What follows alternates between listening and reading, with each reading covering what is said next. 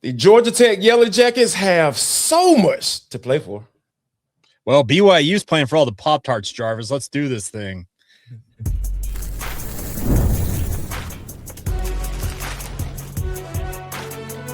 You are Locked On College Crossover, part of the Locked On Podcast Network.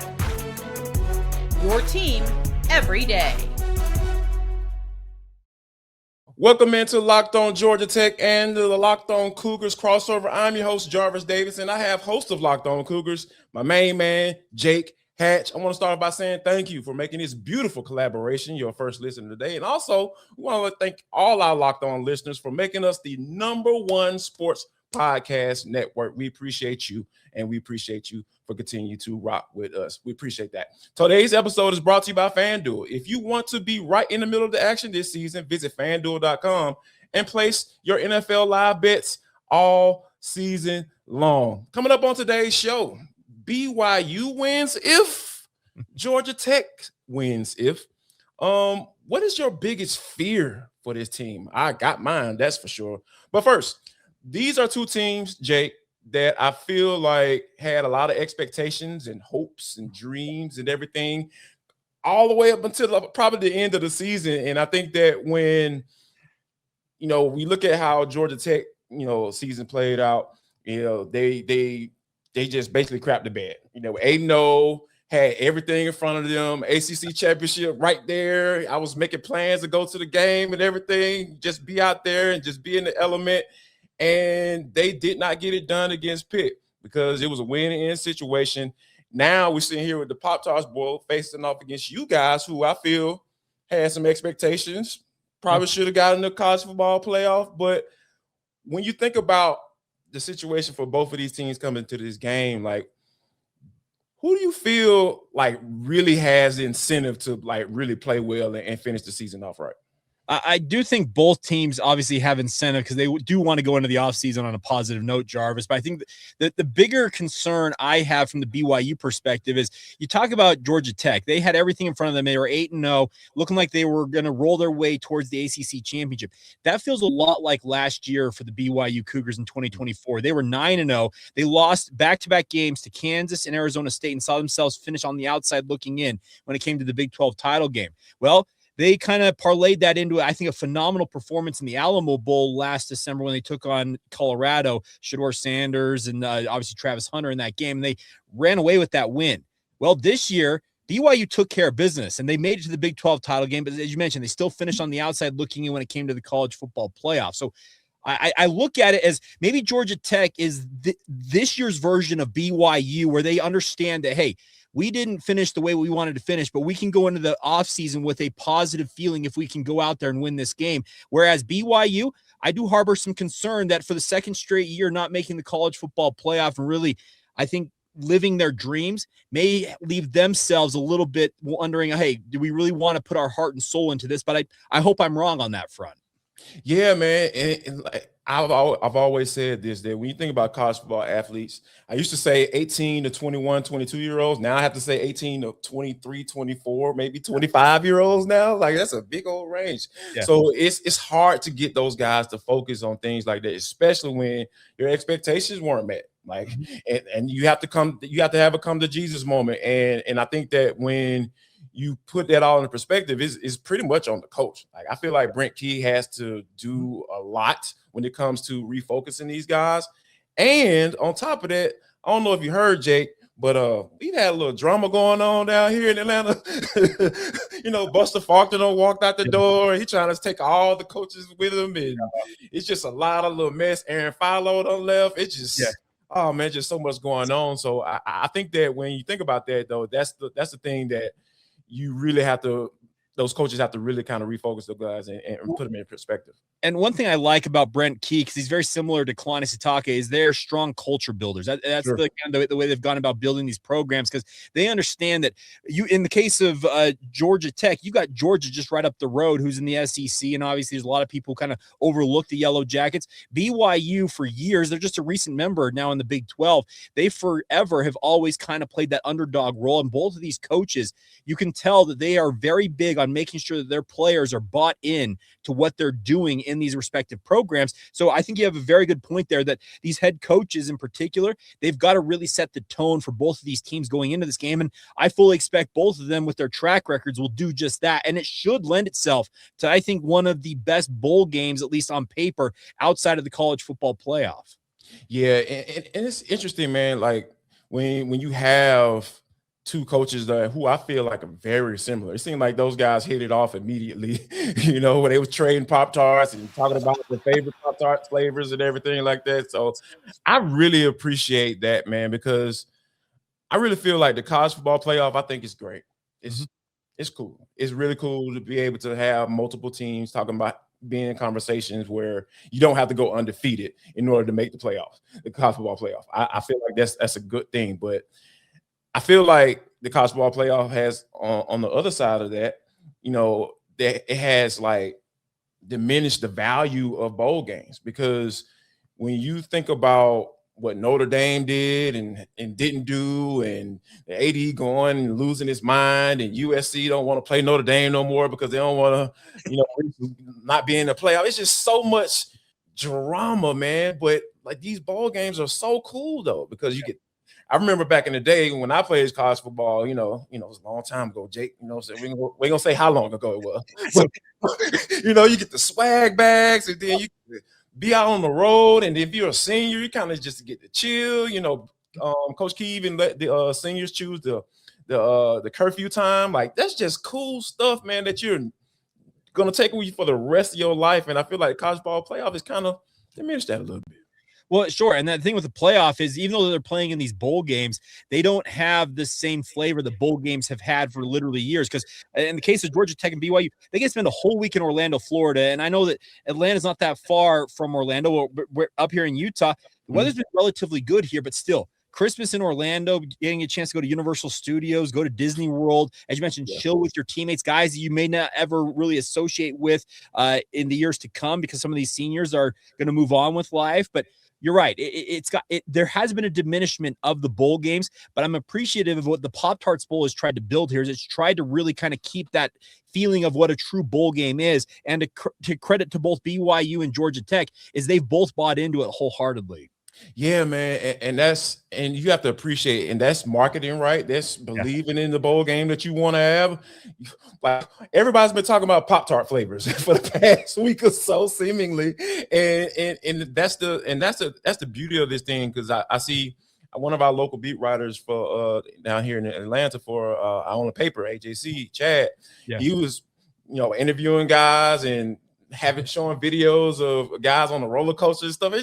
That's just cool to me, man. Like I know people saying, "Oh, they're not in the college ball playoff. It doesn't matter. It sucks." Nah, man. Yes, it does matter. Sorry, and I think that both of these teams have the opportunity to do some really good things, because Georgia Tech hasn't won double-digit games since 2014.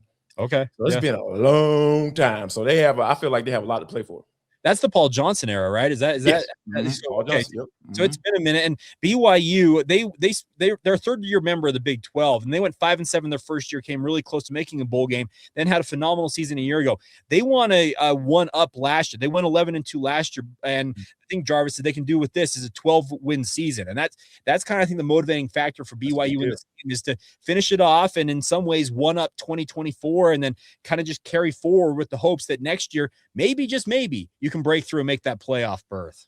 Absolutely, man. We will definitely talk about that. Speaking of, we talk about the dimension, the value of bowl games. I want to talk about some fears. I have a big fear, and I'll go ahead and tell you guys. LJ Martin, I'm scared.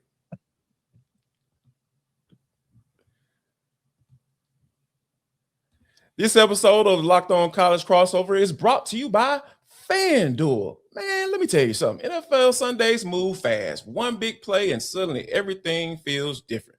That's what makes live betting with FanDuel so exciting. You're not just watching the game, you're reacting in real time, folks.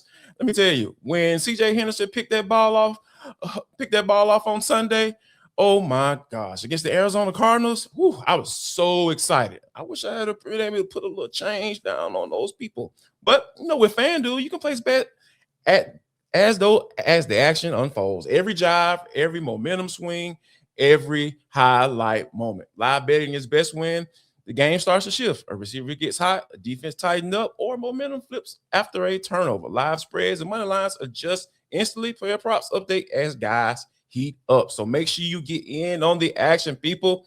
If you want to be right in the middle of it this season, visit FanDuel and place your NFL live bets all season long right here on FanDuel. The game moves fast, so you can.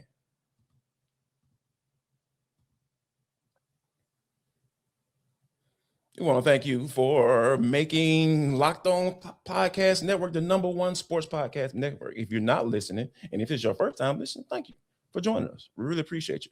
By the way, where the hell you been? You know, like this is the best thing smoking on when it comes to sports podcasts. That's why we're #1.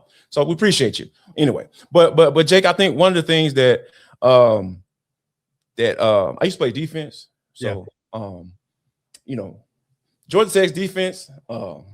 In the beginning of the month of November, you know, it was bad. I'm talking about 1,500 total yards in 3 games bad.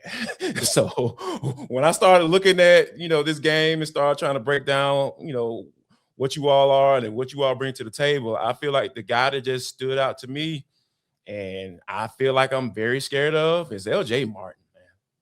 Well, okay, here's the thing. LJ, he's the offensive player of the year in the Big 12 Conference, 1,300 yards on the season. He's been essentially the engine that made BYU's offense go all year long, Jarvis. I know that Bear Bachmeier's taken a lot of the headlines being a freshman quarterback, and we'll get to Bear here in a minute, I'm sure. But the thing LJ has been, he's kind of been the heart and soul of this offense. This is an offense that's predicated upon establishing the run, and then everything else kind of comes off of it. Play action, their downfield passing game, all of that is predicated upon number 4. This is the number that LJ Martin wears, being the force that really makes everything go. So, yeah, I can understand why you and other Georgia Tech fans are probably wondering, okay, what's his status? Well, he's been playing through a pretty significant shoulder injury the back half of this season. He got injured against Iowa State.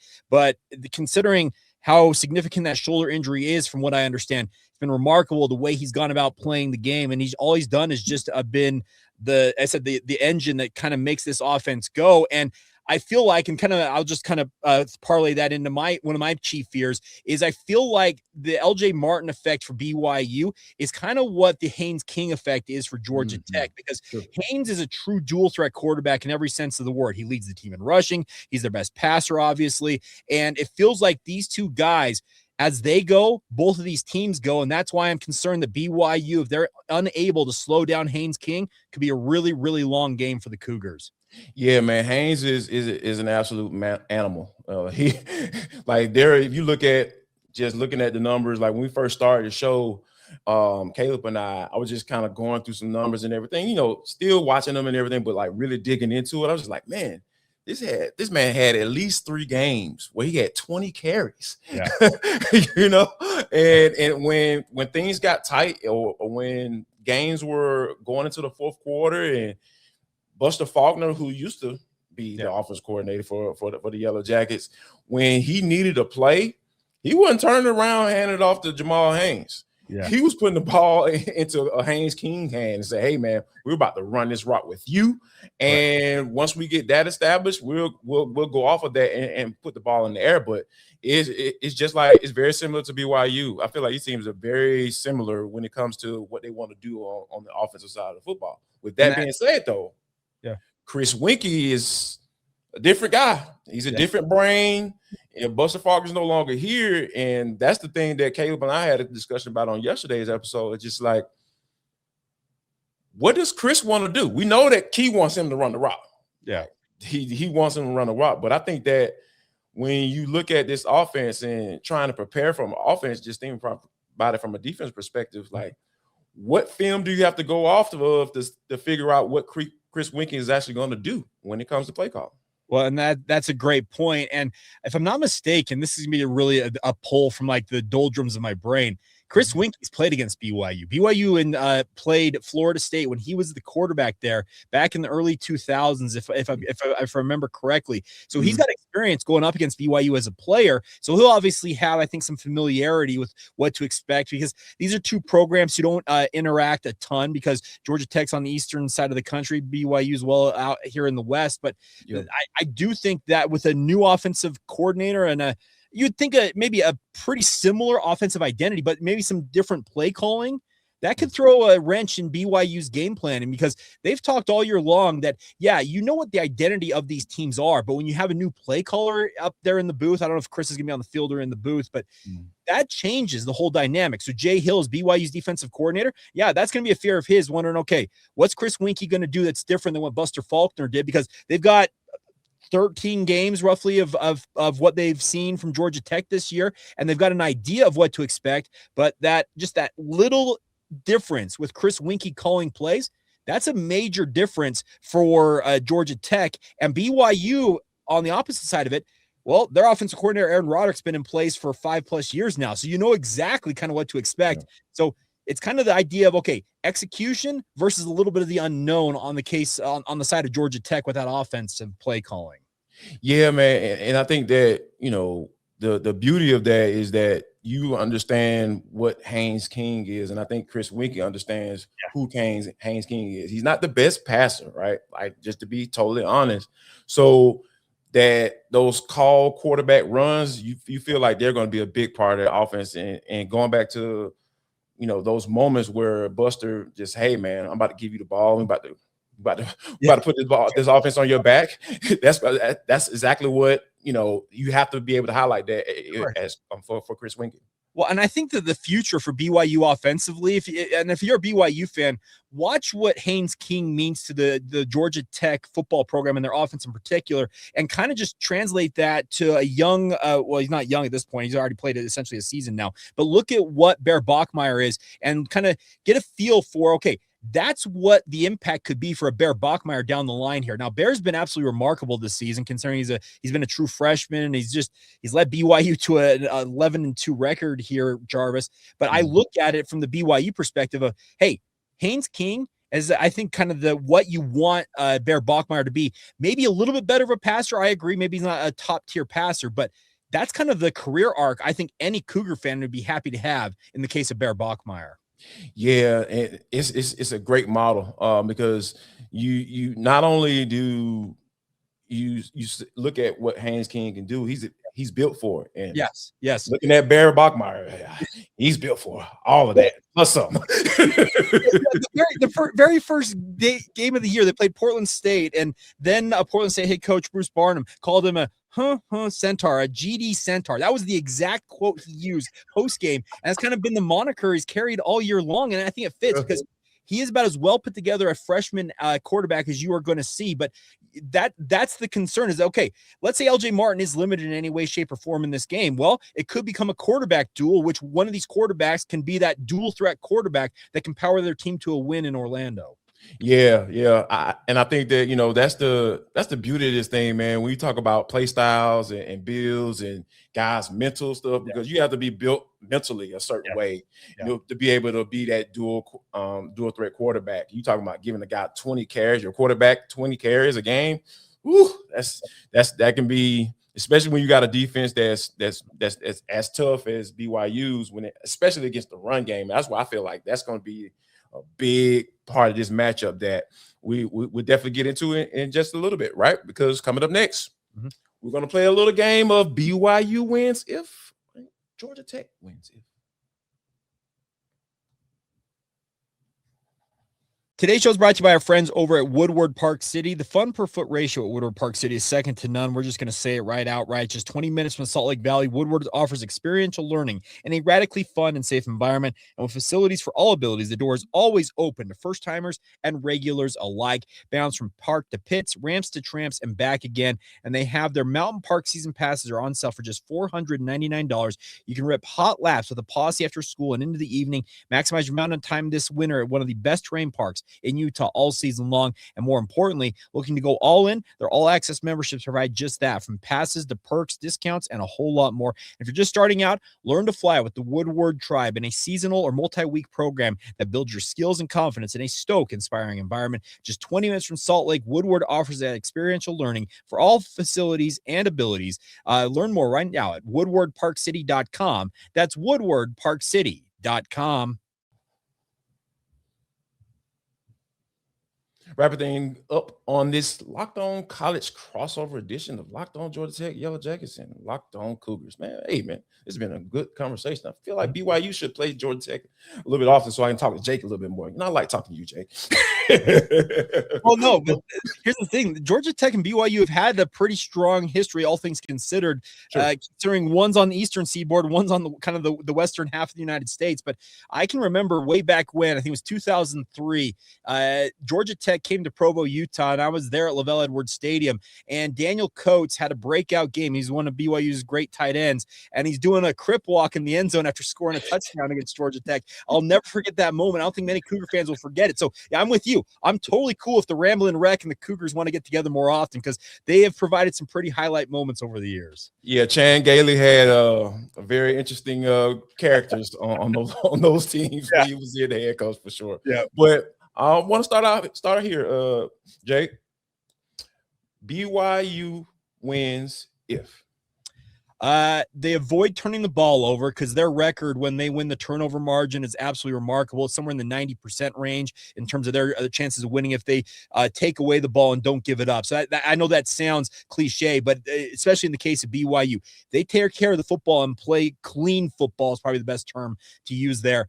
They will win this game. The other thing is BYU's got to be able to run the football. If they can run for, I'd say, 150, maybe 200 yards in this game, it feels like they will have put themselves in a very, very strong position to win this contest, because that's kind of the formula for success for BYU all year long. And the only times they have lost against against Texas Tech is that defense, speaking of the Red Raiders, did not allow BYU to run the ball effectively, and they essentially put that game on the arm of Bear Bachmeier. And while he is a remarkable quarterback, he is still a young quarterback, and it's going to take time, I think, for him to really become the quarterback who can win a game with his arm. So, yeah, so I'm looking at a kind of threefold thing. A, take care of the football. Don't turn it over. Force one or two turnovers of your own. Get the interceptions or strip the ball out from a guy like Haynes King. And then, run the football. And if you can do that, that'll give BYU a big, big opportunity to come out with their 12th win of the year and go 12-2 on this campaign. But I'm going to flip it back over to you, Jarvis. How does Georgia Tech win this football game? Oh, man. Oh, wow. I said that being that BYU is so tough against the run, like obviously you try to establish that, right? Because you're really good at it. They have a lot of success running the football, especially with the quarterback and the running backs they have. And I feel like Jamal Haynes, he's one of those senior guys, so he seems to get a little bit more favoritism than Malachi Hosley, because Malachi Hosley is the guy. Let me tell you, that is the guy. If they give him 15 touches, 15 carries, I feel like this game is going to work out in Georgia Tech's favor a lot. Well, he's only averaging 7.3 yards per carry last I looked. So yeah, why wouldn't you give him the ball? Yeah, I mean, I hate to go here because I've seen it play out in real time. Like, I feel like it's some senior favoritism, right? But Malachi has dealt with injuries. Let me say that first. Mm-hmm. But when he's been healthy, they still seem favor Jamal because he's the guy that's been around. And I understand that notion, but man, you can't miss the explosiveness that Malachi Hosley plays with. He is an explosive back. He looks different when you just turn around and hand the ball off to him than Jamal. So I've been trying to keep that, bottled up, because I don't want people to, be picking sides and all that stuff, putting teammates against each other. Yeah. But, hey, man, I just go off what I see, Jake. So, yeah, I think that Georgia Tech, if they're able to get the ball in Malachi Hosley's hands and, and then work off of that passing game as well, I feel like Haynes is going to have success passing the football in this game to actually win it. Because when you talk about two teams who want to run the football, obviously possessions is going to be like gold. So the game is going to be shrunk. This game is probably going to end at 5:30. Because these guys, they're going to try to run the football. So I feel like Georgia Tech wins if they're able to establish the run, get Malachi Hosley involved. I mean, you can mix them up, but make sure Malachi gets more. Chris. Sure. Yeah. I'm talking to Chris Weinke right now. Hey, man, just make sure you give Malachi the ball a little bit more. And I feel like this will be one of those games where you're saying, okay, Chris Weinke might win the OC job if they're able to do that, I feel. Well, and that's the other thing I wanted to bring up on my side of it is, in the case of BYU, they're kind of their weakness on defense has been third downs, and crazily enough, it's been third and long situations. And it seems like they almost relax in a way because they're like, all right, we're good here, and all of a sudden they're able to convert. And that's the concern I have in this game is with the ability of Georgia Tech, because they do have that three-headed monster, Jamal Haynes, Malachi Hosley, and Haynes King, who can run the football. They find themselves ahead of the chains consistently. That's going to be a really, really tough thing for BYU. So I look at it from the BYU perspective that their defensive line, they have got to be able to own the line of scrimmage here and really put Georgia Tech in disadvantageous situations. And that means some third and long scenarios, but also understanding that some of the weakness of BYU has been in third and longer situations. But I fully expect that Georgia Tech's going to come with the mindset, okay, if BYU thinks they're going to run the football, well, we're going to do the exact same thing. And you're right. This could be a game that's over in 2 hours, 58 minutes, just because the possessions are limited and the clock runs. But that is why you have to capitalize on your opportunities. Whether you get a turnover, you got to turn that into points, whether it's field goals and particularly touchdowns. And then the other side of it is, if you are given the opportunity to go out there and control the line of scrimmage, you have to take firm control of it, because this type of a game, these offensive and defensive lines, Brent Key, he's a former offensive lineman. Kalani Sitake is a former fullback. They know how determinant a line of scrimmage battle can be in a game of this variety, and they'll be telling their guys up front, you guys have to win that battle if we want to win this football game. Yeah, man, you're going to have to. And I think that my concerns comes with my biggest concern on the other side of the football is definitely the defense, right? Blake Gideon was the defensive coordinator for the Yellow Jackets. He was under fire, obviously. You're talking about giving up 1,500 yards in 3 games. Hey, man, you start to question a lot of things. But I felt like he made some necessary adjustments, specifically in that Georgia game, where you can understand, like, okay, you have the ability to coach. You have the ability to make some adjustments. And I think that they haven't played in a while, and going out on the field against a team like this, where teams would just turn around and hand it off and run it down their throats, I feel like the defensive line for Tech is going to have to play probably one of their best games of their life. Thankfully, they have some guys that can play, like Jordan Vandenberg. I feel like he's a guy who I feel like has some NFL potential. He's going to be ready to go. So I think he's going to have to lead the charge when it comes to trying to stop LJ Martin and Bear Bachmeier from going off. And on that point, this is the swan song, it looks like, for a guy like Jack Kelly, who's kind of been the heart and soul of the BYU defense. Sure. Isaiah Glasser could also be headed to the NFL after the season. And they're going to want to go out with an impressive performance. And that would obviously lend itself to, I think, these two defenses really having to show what they're capable of against two pretty high-powered offenses who want to run the football.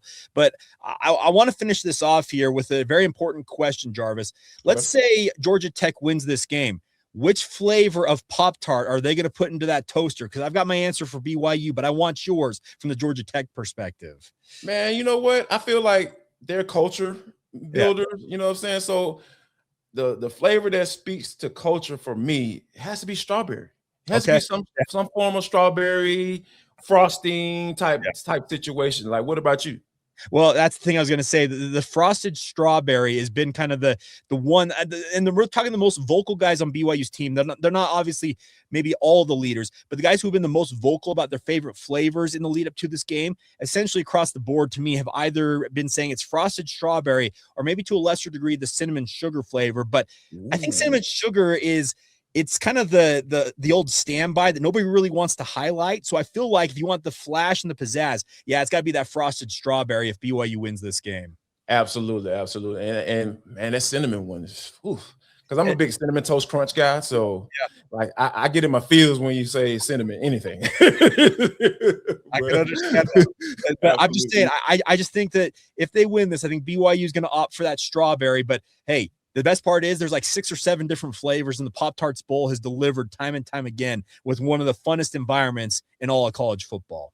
Yeah, man. And hopefully, Georgia Tech will be, no disrespect, Jake, but hopefully they'll be dropping those strawberry frosted in that toaster trophy and be snacking on some Pop-Tarts at the end of the game. We want to thank you guys for listening to this Locked On College crossover edition featuring Georgia Tech Yellow Jackets and BYU Cougars. Want to thank you guys for making your first listen, and also thank you for making us the #1 sports podcast network. Jake, are you doing any post-game festivities? Yeah, we will have a postcast shortly after this game goes final. So if you want some perspective from the BYU side of things, check it out. I'm sure you guys will do your coverage as well. And yes, the best part about what we have with Locked On is it is live and local. And the best part is it comes to you guys in whatever variety you want, whether it's in the audio format, podcast wise, you want to watch it live stream on YouTube. We've got it all for you guys. And that's why truly we are the #1 sports podcast network in America. And it's all part of the Locked On Podcast Network, where it is your team every day.